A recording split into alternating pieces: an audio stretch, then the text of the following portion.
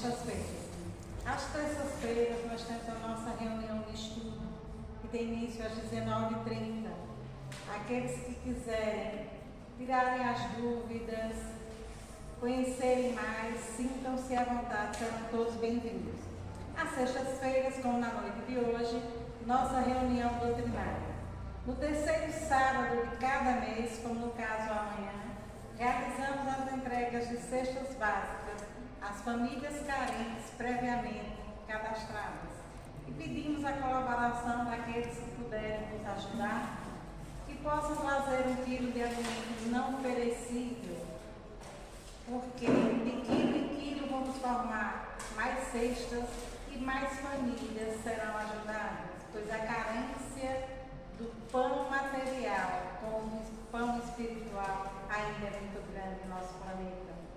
Para dar início aos trabalhos da noite de hoje, chamamos nossa irmã Célia para a leitura do livro Pão Nosso, lição 81, no Paraíso.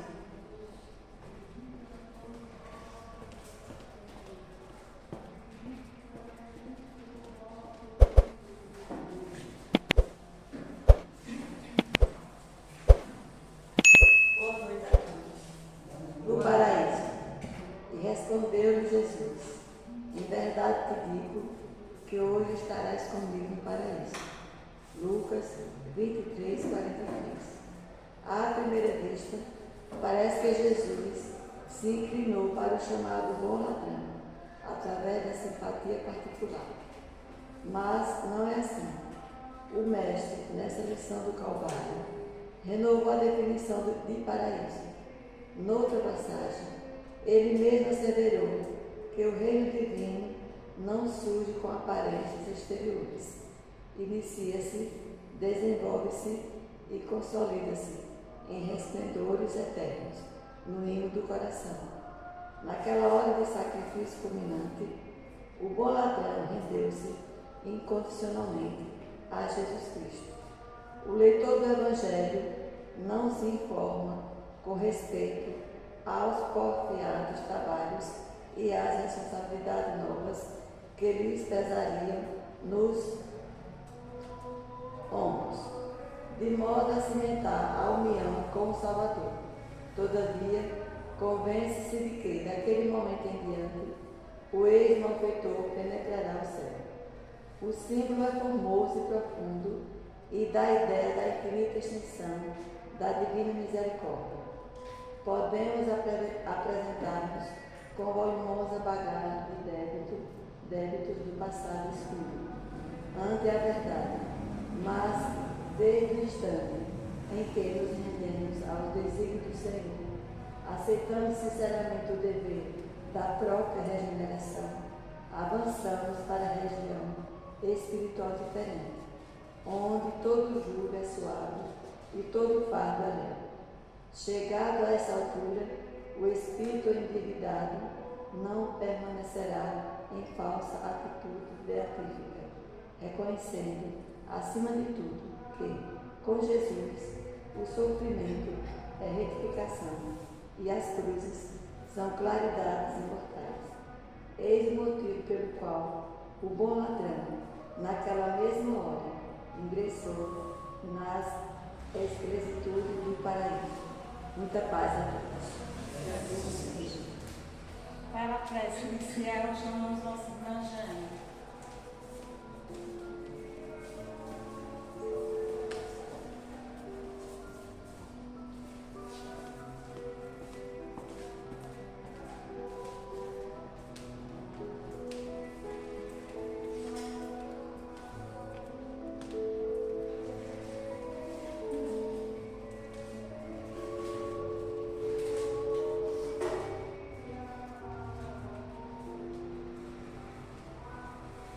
Boa noite a todos. Mestre amado Jesus, que nesta noite todos nós, teus irmãos, que aqui nos encontramos, encarnados e desencarnados, nesse hospital de almas, nessa casa de oração, possamos nos permitir, no íntimo de nossas almas, recebermos as lições do teu amor, a lição do teu Evangelho, penetrando no íntimo de nossas almas e no nosso florescer, na prática do nosso dia a dia. E quando daqui sairmos, possamos ter a certeza que sairemos melhor do que quando aqui chegamos. Que assim seja, graças ao bom Deus. Pai nosso que estás no céu, santificado seja o teu nome. Venha a nós o vosso reino, seja feita a tua vontade, assim na terra como no céu.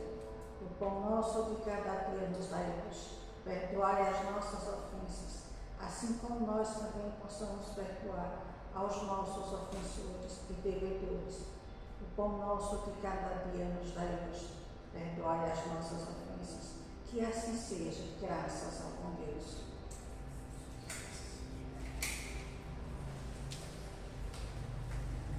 A leitura do Evangelho segundo o Espiritismo, nossa irmã Fernanda, capítulo 17, Sede Perfeitos, item 3.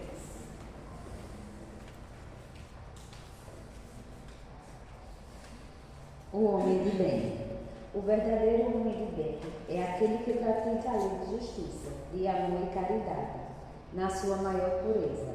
Se interroga a sua consciência sobre os próprios atos, pergunta se não violou essa lei, se não cometeu o mal, se fez todo o bem que podia, se não deixou escapar voluntariamente uma ocasião de ser útil, se ninguém tem do que se queixar dele, enfim, se fez aos outros tudo aquilo que queria que os outros fizessem por ele.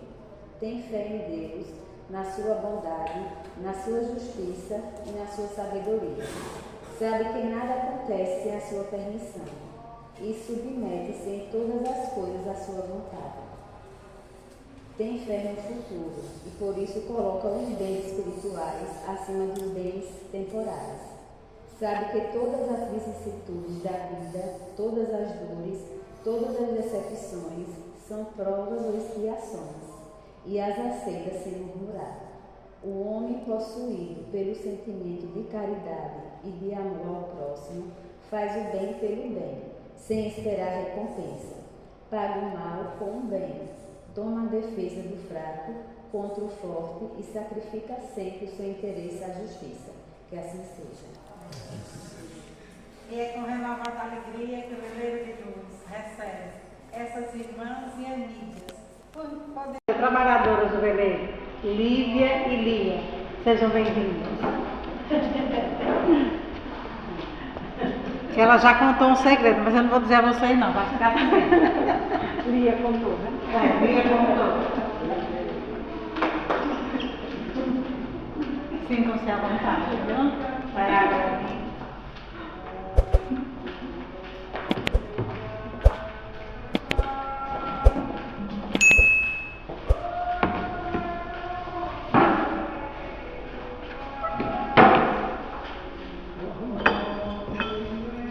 Vou arrumar.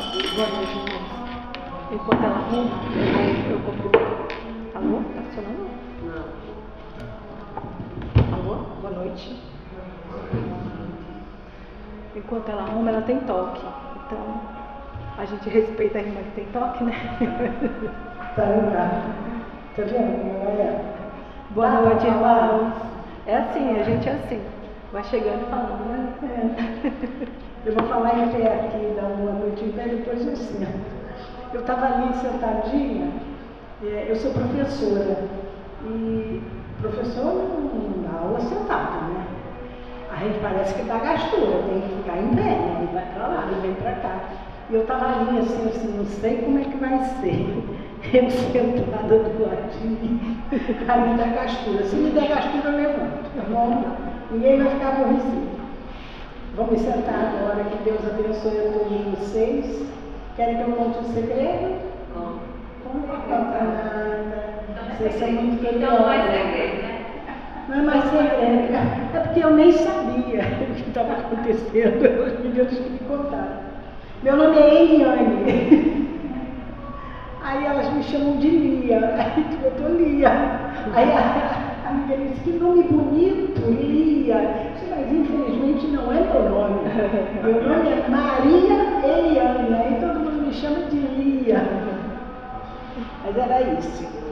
Bom, gente, a gente vai falar da maturidade espiritual.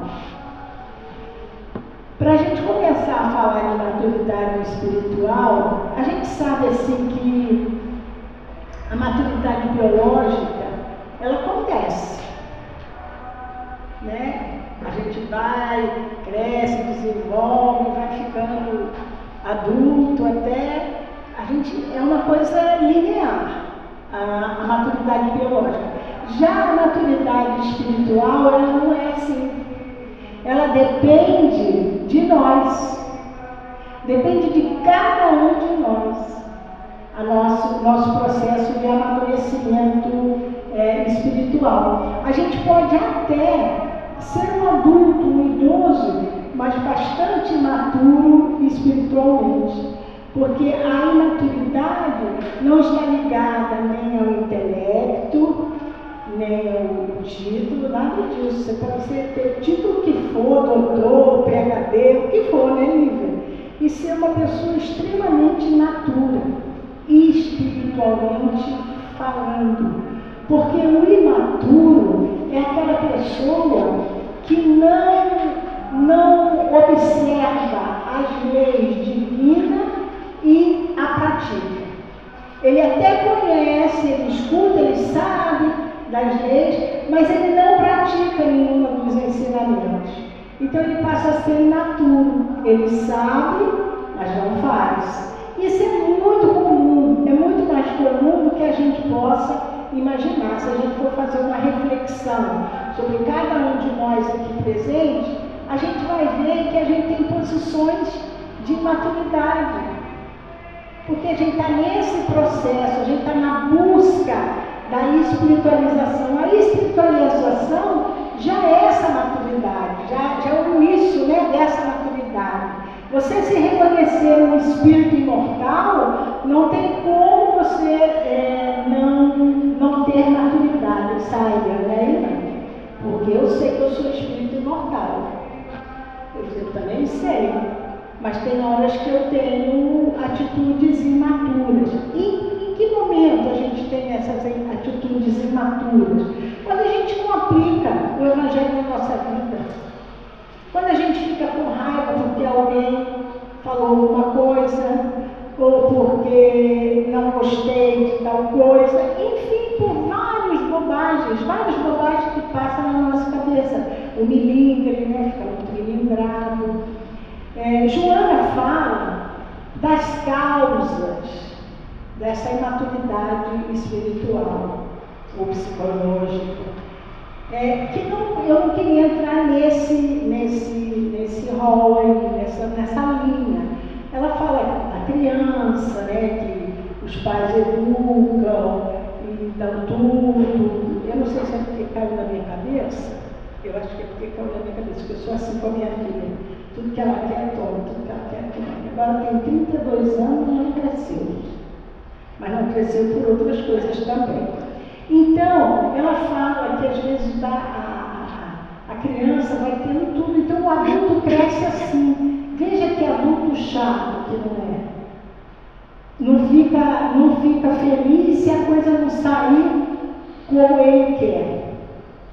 Por exemplo, deixa eu só fazer um parênteses aqui na sua fala, viu, Lia? Porque assim, como Lia falou, vocês estão me ouvindo bem, né, irmão? Sim. Como Lia falou, a maturidade biológica, a maturidade cognitiva, ela é linear. Né? A gente encarna, né, nasce bebê, e aí a gente vai progredindo o desenvolvimento da parte cognitiva, da parte emocional, da parte relacional, tudo isso vai acontecendo. A gente adquire conhecimento, né? A gente entra na escola, sai da escola, vai para a graduação, da graduação a gente vai para pós-graduação, seja mestrado, doutorado, pós-doutorado. E como Lia falou, nada disso necessariamente traz para nós a maturidade espiritual, traz a maturidade cognitiva, a maturidade do pensamento. A gente se torna inteligente, mas não maduro. Porque inteligência é uma coisa, sabedoria é outra. Salomão, lá no livro de Provérbios, ele diz que o temor do Senhor é o princípio da sabedoria. Então, inteligência não é sabedoria. Portanto, a maturidade espiritual não está atrelado à capacidade cognitiva que nós temos, nem tampouco está atrelado à idade cronológica. Temos pessoas de 20 e poucos anos entrando na adultice agora, a partir da perspectiva da psicologia, que são extremamente maduros. Temos pessoas de 70, 80 anos, 90 anos, que vão desencarnar sem ter adquirido a maturidade espiritual. Joana de Ângeles vai dizer que a maturidade espiritual ocorre quando o sujeito, quando o indivíduo, quando o espírito, ele se torna responsável pelas suas atitudes, pelo seu comportamento. Então, se a gente quer perceber que já somos maduros ou não na fé, no espiritismo, no cristianismo divino, precisamos olhar para dentro de nós e precisamos fazer aquela reflexão da questão 919 do Livro dos Espíritos, que Santo Agostinho nos orienta de conhece-te a ti mesmo. A maturidade espiritual vai surgir, então, a partir do olhar que nós temos sobre nós mesmos. E aí é como Lia diz, se alguma coisa me desagrada, qual a minha reação? Porque veja, durante muito tempo a gente achou, e muita gente ainda acha, que nós podemos conhecer o outro pelas suas ações. Mas nós não conhecemos o outro pelas ações, a gente conhece o outro pelas reações. Porque as ações, elas são maquiadas, as ações, elas são pensadas, as ações, elas são orquestradas na parte cognitiva. A reação não. Veja sua reação quando bate a sua testa numa quina de um armário, quando você dá uma topada, o que que sai? A boca fala do que está cheio o coração, né? Quando surge um problema, quando surge uma adversidade, eu vou espernear como criança, porque eu tinha certeza que Deus ia fazer a minha vontade, não era eu que ia fazer a vontade de Deus, né? É assim, né? A maturidade, na maturidade a gente não pergunta mais por que aconteceu comigo. Quando você está maduro, você não faz essa pergunta. Por que aconteceu comigo? Logo comigo, a gente faz outra pergunta. Para que serve no meu aprendizado isso que aconteceu? Para que serve isso para mim, que eu estou vivendo agora? Porque tudo tem uma razão, né? Exemplo. Vai. Porque logo meu filho, Senhor, que morreu. Tanta gente ruim no mundo, tanto bandido, tanto usuário que rouba, que maltrata. Porque o meu filho, tão bom, tão honesto, um homem trabalhador, por que, Senhor? Essa é a fé imatura, é o espírito imaturo. E quando você faz esse questionamento, você está duvidando da justiça divina. As leis de Deus, elas são imutáveis. Então, a questão da justiça não fica um mal ou um bem que não seja computado e analisado. Tudo que a gente faz de bom ou de ruim, está lá, anotado no caderninho da nossa vida. Isso é fato. Não tem como a gente fugir disso. Porém, quando eu digo isso que Lívia falou, por que meu filho, Senhor? Por que meu filho acontece isso com meu filho? Por que foi ele? Tanta gente ruim, por que não foi ele ruim? Por que o Senhor castigou como se fosse um castigo? Deus não castiga. A lei é imutável. Você bate na lei e volta. Ela não vai mudar porque você quer que ela mude ao seu bel prazer. Existe uma causa. Quando os espíritos deram a definição de Deus para Allan Kardec, que a primeira pergunta do ele é: que é Deus? Allan Kardec já pergunta, a pergunta é: que é Deus? Que é coisa?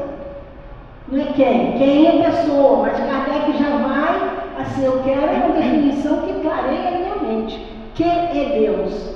E eles respondem: a inteligência suprema, causa primária de todas as coisas. Deus é a inteligência suprema. Ele é a inteligência. Ele não é uma inteligência suprema, não é um artigo indefinido, é um artigo definido A. Ele é a inteligência suprema, causa primária de todas as coisas. A inteligência suprema não erra. As leis foram colocadas pela sabedoria suprema do universo, que criou o universo. E o universo está todo ele criado e todo ele interligado. Nós não estamos separados. As galáxias, as estrelas, tudo está ligado. No livro do Evangelho segundo o Espiritismo, no capítulo 2, aí que vai falar do Espiritismo, aí Kardec diz assim, que nós estamos interligados, formando um elo com as nossas vidas passadas e com o companheiro do mesmo mundo. Ou seja, todos nós aqui estamos ligados. Eu estou ligado com as minhas vidas pretéritas, eu sou o somatório do que eu fui, melhorando, óbvio, eu espero que eu esteja bem melhor, e nós estamos interligados. Se nós estamos interligados, todas as criaturas de Deus, criatura, quando se fala em criatura, nós não estamos falando de humanidade, não. A gente está falando de floresta, de água, de animais, porque tudo foi criado por Deus. Então, todas as criaturas estão formando um grande elo. Quando eu invalido essa justiça, quando eu acho que eu não merecia isso, significa dizer que eu estou dizendo para o meu irmão que ele que se vire com o problema dele, que o meu problema é maior. Eu estou desestruturando o universo. Pensa nisso. A ideia, sabe, é que Deus criou todas as coisas com um único objetivo, que é convergir para Ele toda a criação de Deus. E o Salmo 150 vai dizer isso. Davi, quando compõe o Salmo, que é o último Salmo da Bíblia, ele diz assim: todo ser que respira, louve ao Senhor. Tudo o que Deus criou, todos os animais, toda a floresta, todo o universo que o nosso olhar, a nossa vista não consegue alcançar. Todos os espíritos crísticos, todos os espíritos que já evoluíram e que habitam o mundo mais sublime, mais perfeito, ele existe com esse objetivo. Primeira lei de adoração que Kardec traz para a gente. Todo ser que respira, louve ao Senhor. E a gente só pode render louvor a Deus nessa unidade, como sendo uma única obra da criação de Deus, todo o conjunto da criação de Deus. Porque para Deus é uma única coisa. Nós olhamos do ponto de vista terreno, porque habitamos no planeta, que é a Terra, planeta de provas e expiações. No máximo que o nosso olhar espiritual vai alcançar, se dá em função daquilo que a gente tem através da doutrina, os mundos habitados, as colônias espirituais, né? Porém, o universo é permeado de vida, de espíritos. Então, quando a gente atinge essa maturidade espiritual, significa dizer que nós nos juntamos aos outros seres, aos outros espíritos também, que foram criados por Deus simples e ignorantes, porém já teve a sua trajetória e já alcançou a sua perfeição, tal qual Jesus. O apóstolo Paulo, ele tem uma coisa interessante que ele fala pra gente lá no livro dele, na carta dele aos Filipenses. Porque Paulo, o tempo todo, ele está olhando o que ele já alcançou de Jesus, o que ele revela de Cristo. Por isso que ele diz assim, não nessa carta, mas em outra, que ele vive de fé em fé, de glória em glória, até alcançar a estatura do Cristo. Qual é o nosso objetivo? Os Espíritos dizem, sermos como Jesus, porque ele é o nosso modelo e guia. Aí Paulo diz assim, lá em Filipenses, quanto à maturidade espiritual. Porque para ele a maturidade espiritual é viver de acordo com aquilo que nós já alcançamos. Por quê? Porque nós temos uma trajetória nessa encarnação e temos outras tantas encarnações pretéritas. Então, o que nós já alcançamos de lá para cá? Precisamos viver dessa forma. E ele diz assim lá em Filipenses: todavia, andemos de acordo com o que já alcançamos, irmãos. E sede imitadores meus, e observai os que andam segundo o modelo que tende em todos nós. Qual o modelo? Cristo. Então, se vocês que estão aqui em Ribeirão, e a gente está aqui numa casa espírita, então a gente está falando para nós espíritas e os desencarnados que aqui estão para alcançarmos essas verdades espirituais junto com eles. Mas nós temos outras e outras religiões que também reverberam um pouco do cristianismo. Nós não somos os únicos detentores do cristianismo. Existem outros, inclusive cristãos, que não frequentam templo nenhum, que também vivem o cristianismo. Então, precisamos olhar aquilo que nós, em primeiro lugar, já alcançamos de Jesus e nos perguntarmos: estamos vivendo de acordo com o que eu entendi do Evangelho? E aí Paulo faz uma advertência severa, porque nós muitas vezes nos acomodamos numa fé infantil, onde todo mundo tem que fazer tudo por mim, tal qual essa criança que Lia mencionou há pouco. Porém, nós disfarçamos com a pseudo-sabedoria, com a pseudo-maturidade que não temos, mas precisamos que, numa mediúnica, o Espírito venha e diga como eu tenho que andar. Que o dirigente da casa diga o que eu tenho que fazer. Que o palestrante traga as lições que eu tenho que seguir. Quando, na verdade, a responsabilidade é nossa, é individual. Porque por mais que nós nos amemos, por mais que tenham aqui pais e filhos, esposos e esposas, irmãos e irmãs, consanguíneos, unidos pelo laço do matrimônio, etc. Cada um vai fazer a sua escalada, a sua caminhada. O marido não vai poder evoluir pela mulher. A mulher não vai poder evoluir pelo marido. A mãe, por mais que ame o filho, não vai poder evoluir pelo filho. Ela está aqui para auxiliar, estamos todos aqui para auxiliarmos e sermos auxiliados. Então a maturidade é essa, olharmos para nós e refletirmos o que eu já alcancei de Jesus. E eu tenho vivido segundo isso, porque se eu tenho vivido, significa que nós já estamos começando a viver a vida adulta do Espírito. Durante muito tempo, nós vivemos na nossa infância espiritual. Foi assim antes de Jesus chegar. Emmanuel diz, lá no livro A Caminho da Luz, que quando Jesus chegou, a humanidade ainda era infantil. Mas, meus amados irmãos, já se passaram 2000 anos, 200 séculos de lá para cá. Quantas encarnações já tivemos? E Paulo diz que, se chegarmos no plano espiritual, sendo essas mesmas pessoas, nós seremos os mais miseráveis de todos. Porque tivemos a oportunidade de aprender com Jesus e não aprendemos. E agora, nós aqui, hoje à noite, nessa sexta-feira, estamos tendo a oportunidade de aprendermos com os Espíritos que vivem já de acordo com Jesus, o modelo guia. Fiquei emocionada, preocupada também. Mas eu vou voltar aqui num ponto, estou quase ficando. Pode ficar ali. Eu vou ficar aqui, mas depois eu volto sim. Só para me mostrar um pouco. Eu sou uma pessoa muito. Vou ficar aqui, olha, nem vou sair do lugar mais. Quero me mostrar espírito infantil, imaturidade. Quer ser notado, quer ser visto, quer ser elogiado.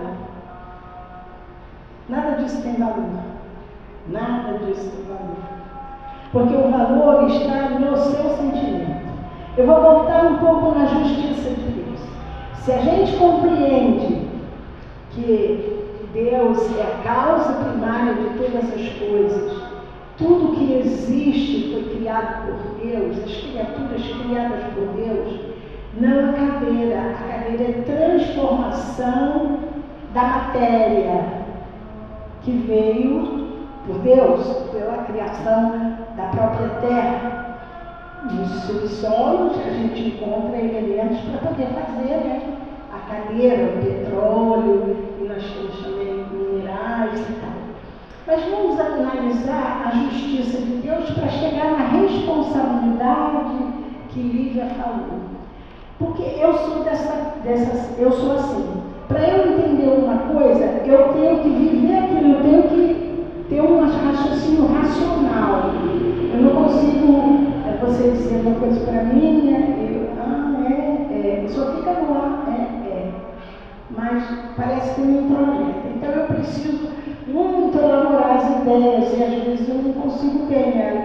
consegue mais do que eu. Mas eu vou tentar aqui mostrar para vocês. Deus é infinita justiça. Ele fez tudo certo. Ele não fez nada supérfluo. Vocês acham que ele fez estrela demais? Galáxias, planetas. Que existem várias galáxias, né? A nossa tem 400 mil estrelas, milhões de estrelas, uma coisa assim. É tanta coisa, para que Deus fez tanta coisa assim? Eu não tenho alcance de compreender, porque eu ainda estou num processo muito aquém àqueles espíritos que fizeram aqui, que contribuíram para a elaboração daquilo. E ele fez, tem uma razão, que eu não sei qual é, não sei se vocês sabem. Eu não sei qual é a causa. Aliás, eu sei quem é a causa, mas não sei por que criou tanto assim. Eu posso dizer que é uma burrice? Não, ele é inteligência suprema, então só pode ser uma causa extremamente inteligente. Tem uma razão para isso. E aí está a justiça.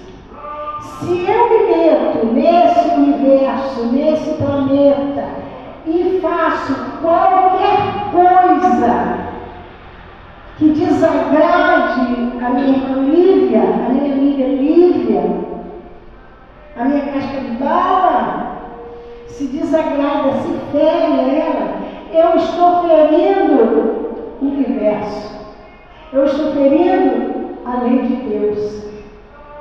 Então eu não estou tendo a menor solidariedade para com ninguém. Que eu estou me lixando, xinguei ela, falei mal dela, fiz outra coisa dela e de outros. Eu estou jogando para o universo uma energia tão negativa. E aonde está a minha solidariedade? Já que Deus criou tudo para nós. Tudo para nós, tudo aqui da Terra, né? Que a gente sabe que tudo aqui da Terra foi criado para seres humanos. E o que a gente está fazendo com isso? Qual é a solidariedade? A solidariedade, a fraternidade? Nada. Aonde está a nossa responsabilidade?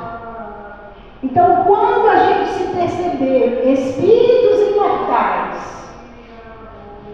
e que estamos interligados e que a justiça de Deus não é uma justiça burra, é uma justiça inteligente, é uma justiça que repara as nossas faltas, quando eu compreender isso, eu vou ser solidário e responsável. Aí, é interessante porque isso é uma questão cultural. Nós viemos de, quem for professor de história aqui vai saber com muito mais propriedade disso do que eu vou falar agora, né?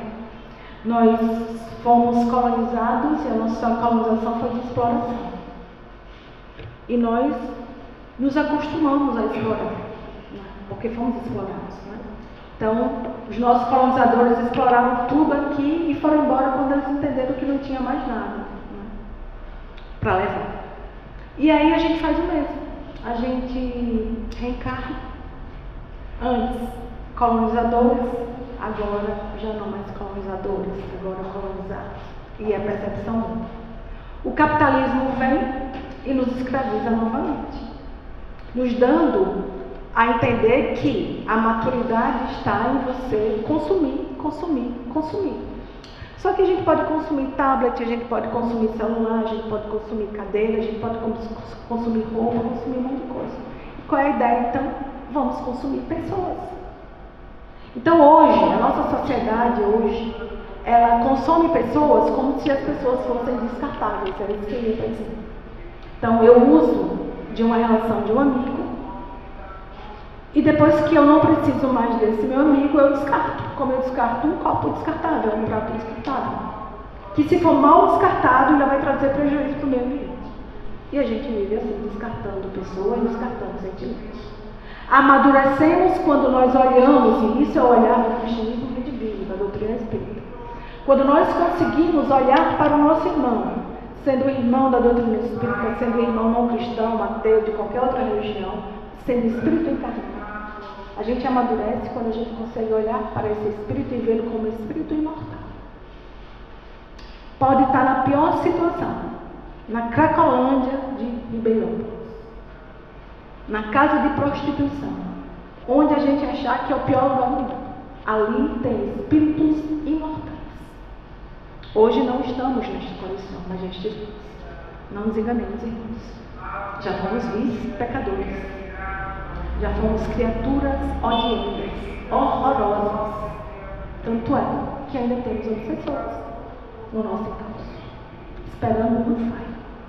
Mas até nisso a justiça de Deus é maravilhosa, que nos dá a oportunidade da reencarnação para amadurecermos os nossos sentimentos a ponto de dizer: meu irmão, eu te magoei, eu te feri, eu te matei, mas eu não sou mais aquele espírito que faz nada disso. Eu mudei. E eu não quero te convencer com palavras.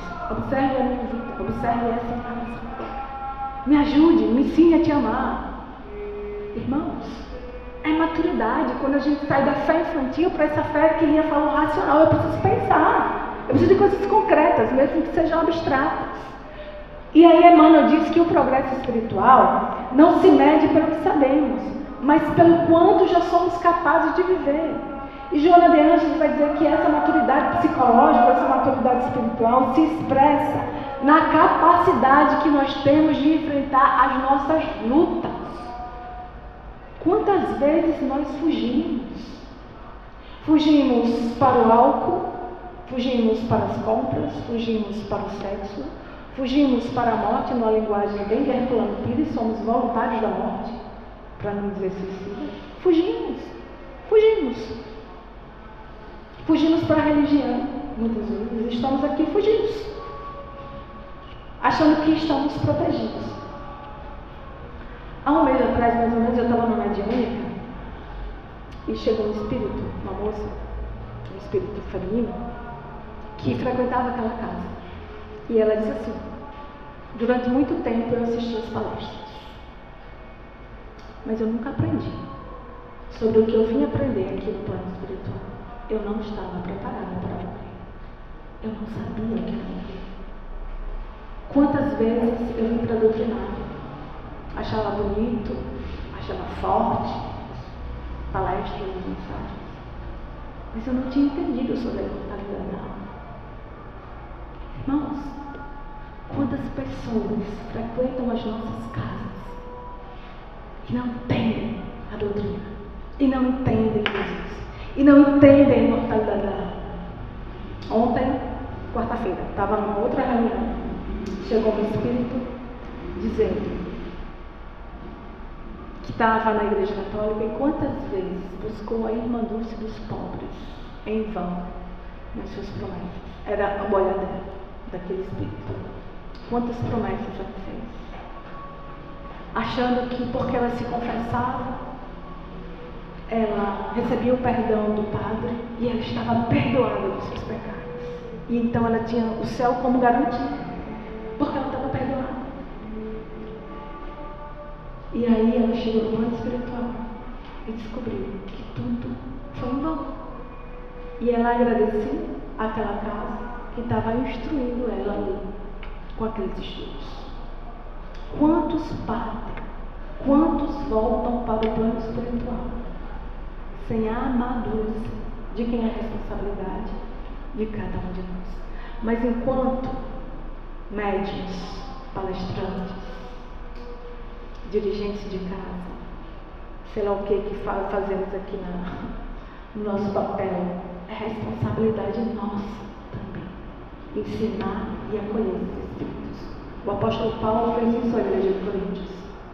E chegou um tempo em que Paulo diz assim, lá na igreja de Coríntios: e eu, irmãos, não vos pude falar como a espirituais, mas como a carnais, como crianças em Cristo. Com leite vos criei, e não com carne, porque vocês ainda não podiam, nem tampouco ainda podem suportar o alimento, porque ainda sois carnais. Pois havendo entre vós invejas, contendas, dissensões, não são porventura carnais? E não andais segundo os homens? Estamos aqui, como irmãos estiveram na igreja de Coríntios, mas ainda invejamos, ainda temos ciúmes, Ainda somos apegados às coisas materiais. Imaturos. Irmãos, o que é que vai conosco quando desencarnarmos? A fazenda, as cabeças de gado, os títulos, os diplomas, nada disso, a porta estreita, só passa a nossa consciência. Emmanuel tem um texto belíssimo que se chama, está lá em Via de Luz, porta estreita. Emmanuel diz: vocês imploraram para reencarnar, uma fila de espíritos querendo reencarnar. Vocês não pediram não, vocês imploraram para passar pela porta estreita da reencarnação. E passaram. E chegaram na Terra, se iludiram atrás das portas largas, apegados à matéria. Imaturidade. Imaturidade. E esse momento nosso aqui é de reflexão nossa. Eu comigo, vocês com vocês, diria com ela. Aonde está a minha maturidade? Vivo ainda, como diz Paulo, como criança. E ele vai dizer uma coisa lá, agora na carta aos Hebreus, só para passar para ali aqui, para fechar o meu raciocínio aqui sobre crianças espirituais, né? Os infantis na fé, a fé imatura. Aí Paulo diz lá na carta aos Hebreus, capítulo 5, versículo de 12 a 14. Quanto a isto, temos muito o que dizer, coisas difíceis de explicar. Isso que ele explica aí no universo. Ela é uma bióloga e ela ama essas coisas, né? Vai explicar tudo no universo. Tudo do que foi criado ela vai explicar. Eu, como não sou, não entendo muito. Como assim? Pois é, Paulo diz: tenho muita coisa para dizer, coisas difíceis, que vocês ainda são lentos para aprender. De fato, embora a essa altura, vocês já deveriam ser mestres. E vocês ainda precisam que alguém lhes ensine novamente os princípios elementares da palavra de Deus. Vocês ainda estão precisando do leite, quando já era para comer comida de verdade. Estão precisando do leite e não de comida sólida. Quem se alimenta de leite ainda é criança e não tem experiência no ensino da justiça. O alimento sólido não, o alimento sólido é para adultos, os quais, pelo exercício constante, se tornam aptos para discernir o bem e o mal. Temos muitas coisas para aprendermos ainda com os espíritos. Mas a gente é muito lento, porque a gente fica aqui pontualmente, eu vou falar daqui, tá? Que a gente já é daqui, né? Então eu vou falar como se fosse daqui. Aí a gente vem na terça e na sexta para aprender. E a segunda, a quarta, a quinta, o sábado e o domingo, a gente faz o quê? Quais são os livros que estamos estudando em casa? Quais são os textos que estamos aprendendo do Evangelho lá? Quais são as conversas? Na hora do café? Na hora da caminhada? O que é que tem nos alimentado? Porque senão, irmãos, não seremos mestres. E nem seremos maduros. Você quer chocar, né? Quer chocar a gente? Liga não, gente. Nós estamos no caminho. Você sabe quando foi que essa carta de Paulo foi escrita? O período das cartas? Acho que lá 90 e alguma coisa depois de Cristo. 90? Nós estamos aqui, né? 2026. Mas a gente tem essas dúvidas, não tem não, gente? Não podemos dizer que não tem. Tem sim, sem hipocrisia. A gente tem, a gente faz, a gente é imaturo. Mas o que a gente precisa fazer para a gente crescer? Primeiro, ter uma visão multidimensional. Ou seja, a visão, a gente está batalhando, está batendo muito numa tecla aqui, porque é uma tecla que eu batalho comigo mesmo. Sou um espírito imortal. Parece que eu esqueço na hora, você acredita nisso? Tem acho que eu acredito, tem acho que eu esqueci. Quando eu dou uma topada, eu acho que eu esqueci que eu sou um espírito imortal. Mas nós somos espíritos imortais. Então a gente tem que ter essa visão multidimensional, dessa visão nossa da eternidade, da não finitude. A carne tem, mas o espírito não. E que a nossa passagem pela Terra, ela é transitória. Cada um tem um tempo, né? Eu vou até os 130. Não sei você. Eu vou ser Matusalém.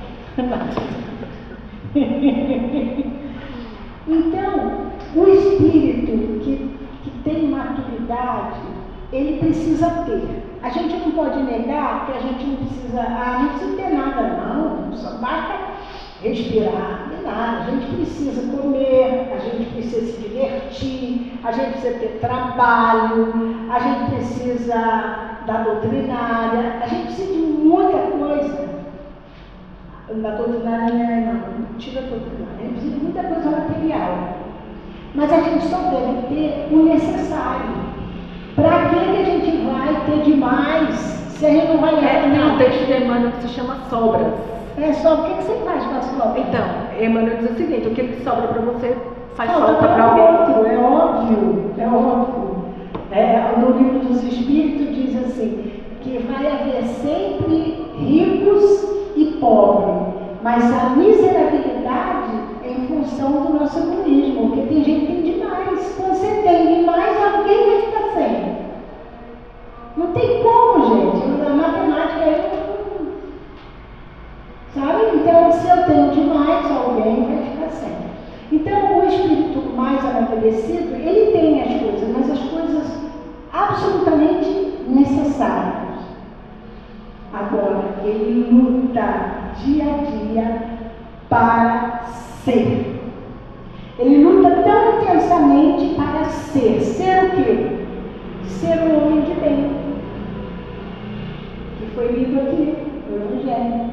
Ser um homem de bem. E o que é um homem de bem? É aquele que faz da lei de justiça, amor e caridade, pratica ela na sua maior integridade, que a sua fé é total em Deus. Se eu tenho fé total, confiança plena em Deus, eu não tenho que discutir o que eu estou passando agora, por que eu estou vivendo isso. Tem uma causa, e essa causa é justa. É apenas um efeito de um movimento que eu fiz lá atrás. Por que eu não aproveito esse momento reparador para aprender, em vez de estar me lamentando? Essa é a posição do espírito amadurecido. Também tem gerir as emoções, né? Senão a gente se perde dentro das nossas emoções. A gente se perde dentro das nossas raivas, porque eu ainda acho, no estágio que eu estou, que eu ainda posso ter raiva. Tem, né? Infelizmente ainda tem, né? Eu ainda acho que eu posso ter raiva, eu ainda acho que eu posso ter tristeza, eu ainda acho que eu posso ter uma melindre, não. Porque o melindre é filho do orgulho. Não, melindre deve ter orgulho e egoísmo, né? Que gerou. Médio é muito melindroso.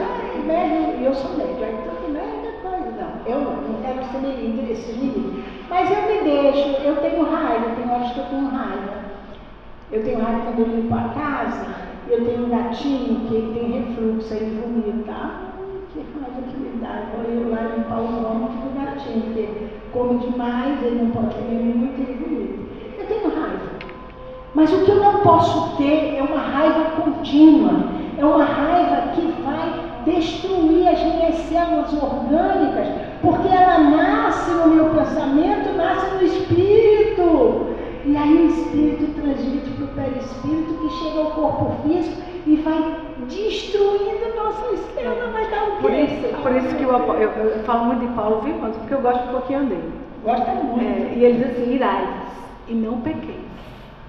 Irai-vos e não pequeis. E não pequeis. E não pequeis. Entenda o limite da sua vida. Porque somos humanos ainda. Não é?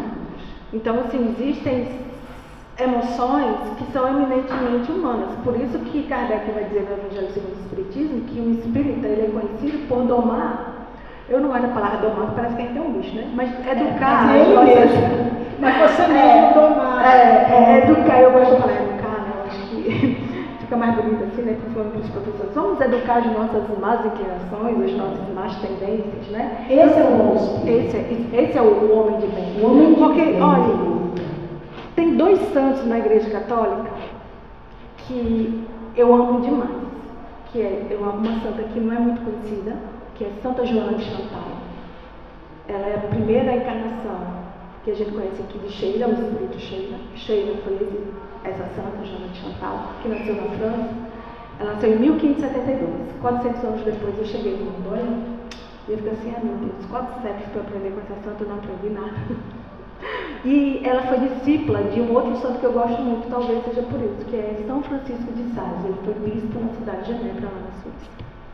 E eles dizem, ambos, que a maturidade espiritual é crescer no amor, porque a perfeição consiste em amar muito. Para eles, a maturidade espiritual não é nunca errar.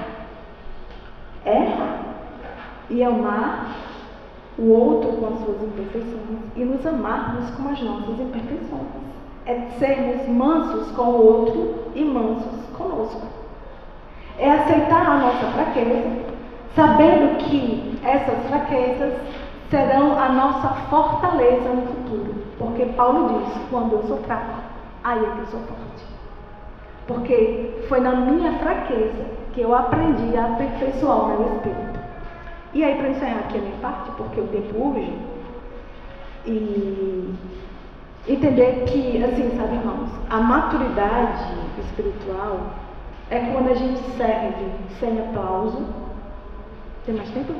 Tem não, diga que não tem não, senão ela vai ficar. Eu não sei se vocês conhecem. 3 horas ela Eu fiz a noite aqui, né? Tem uma passagem de Paulo lá no livro de Atos dos Apóstolos, que ele estava dando ensino, foi virando a noite, e tinha um mezanino no lugar que ele estava.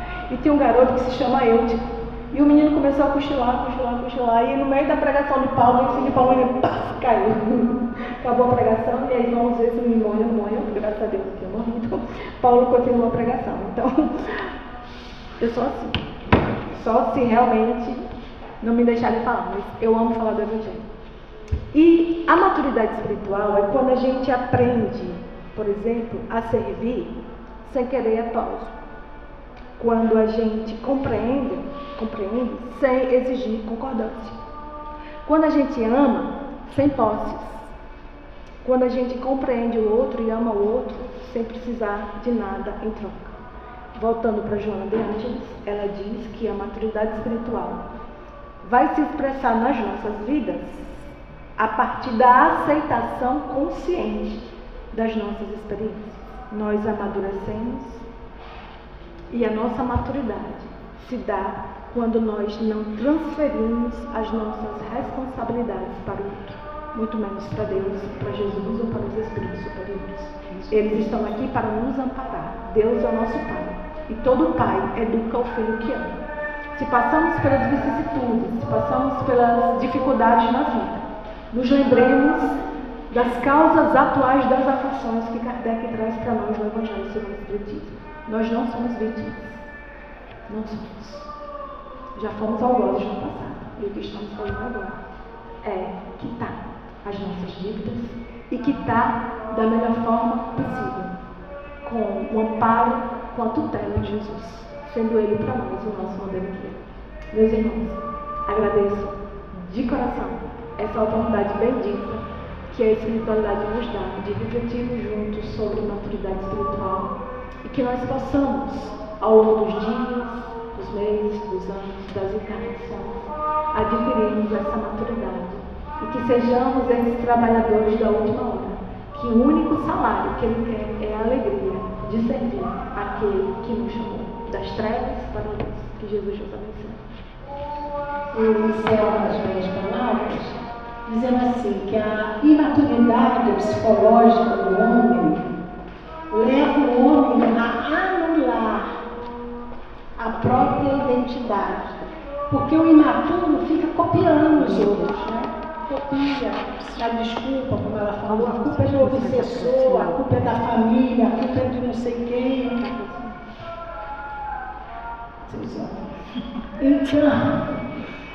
Então, a imaturidade, a gente desconhece a nossa identidade. É terrível isso, né? Você desconhecer quem você é. E quando você tem maturidade, você descobre que você é especial. Pense nisso, gente, olha só, que a sua identidade é única, que não existe ninguém em toda a criação do universo igual a você. E se Deus, olha que coisa maravilhosa a gente pensar nisso, se Deus é a inteligência suprema, Ele não errou quando Ele me criou, Ele acertou em cheio. Ele não errou quando criou vocês, ele acertou em cheio, porque ele sabe que nós somos importantes nesse elo de fraternidade, todos nós só vamos progredir, sermos felizes, se todos nós formos felizes. E eu não tenho direito de fazer ninguém infeliz. E uma forma de não fazer ninguém infeliz é eu procurar a minha maturidade e reconhecer no meu irmão a fraqueza ainda dele, como eu tive a mesma fraqueza. Descobrir que somos filhos do amor, que estamos aqui para amar e para viver feliz, como Lívia falou. Se Deus é amor, eu sou amor. Paulo fala isso em Carta aos Coríntios. Se és criatura de Deus, és herdeiro de Deus, herdamos o amor de Deus. E esse amor que a gente herda, e a inteligência, que não é a suprema, mas é a inteligência que vai ser desenvolvida, esse amor é o amor que a gente precisa desenvolver nas nossas ações, nos nossos pensamentos, nos nossos atos, nas nossas palavras. Não é lindo isso, gente? Repitam aí na cabeça, eu sou especial. Repita isso, repita. Eu sou especial, eu sou único. Deus não errou quando me criou. Eu que estou equivocada no meu caminho, mas vou aprumar o meu caminho. Né? Que Deus abençoe. Mas agora é para fazer a prece.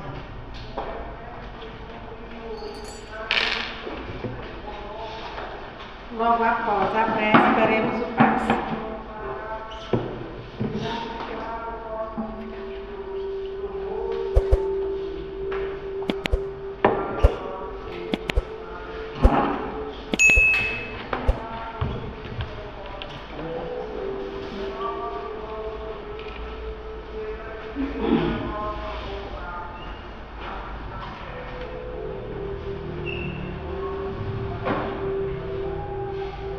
Senhor Jesus,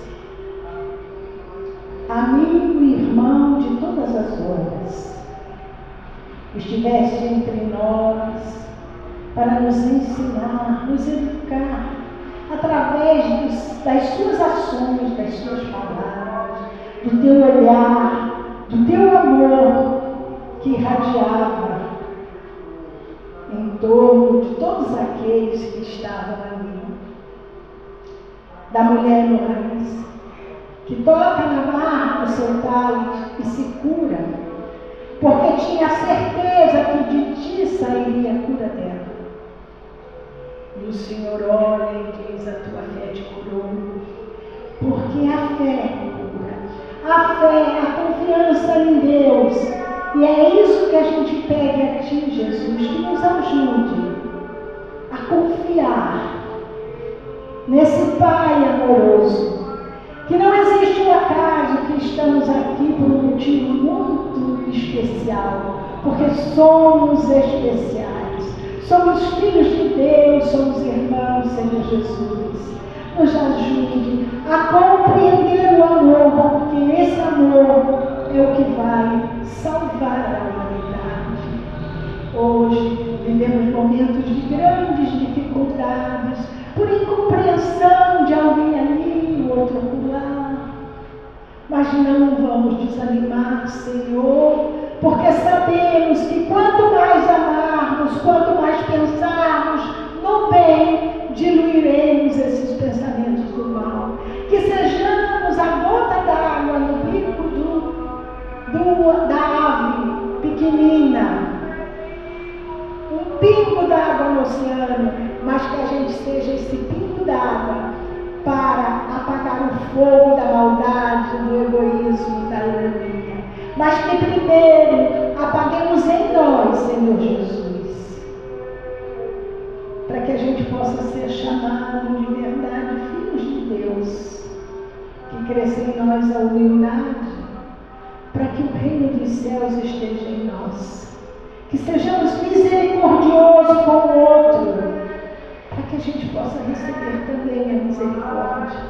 Enfim, Senhor, que sejamos bem-aventurados aquele que marcha na trilha, na sua trilha, na trilha do amor, e nunca desvia, Mas se desviarmos, Senhor, estende a sua mão e nos tire da beira do caminho. Senhor, se conosco. Abençoe a todos que aqui estão, essa casa de oração. Agradeço, Senhor, por estar aqui. Muito obrigado, amigos, por nos convidar. A minha Lívia. Que Deus abençoe a todos, muita paz, muita luz no coração de cada um de vocês.